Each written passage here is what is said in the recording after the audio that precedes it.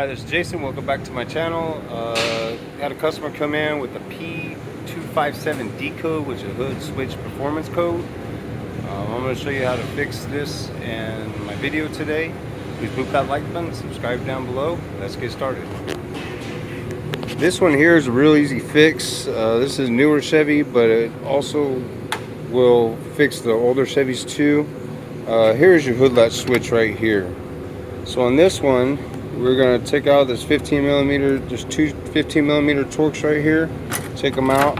This will slide off. You also have these little pins. There's 10 of them all the way around. You take those out and the shield will come off.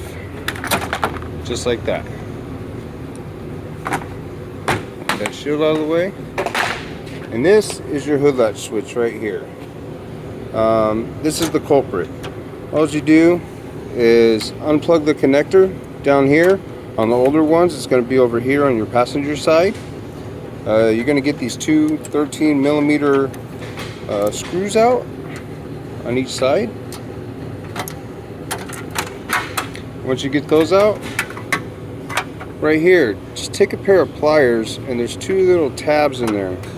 You're going to squeeze those two little tabs together and pull this cable back, and there's a notch in here where you're going to pull it out right through here, and the whole cable will come out.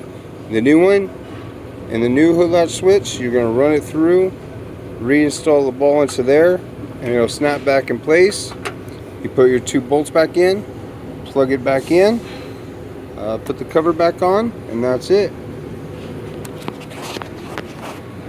That is as hard as it gets to fix this P257D code for the hood switch performance. I hope you liked this video, and thank you. Till next time.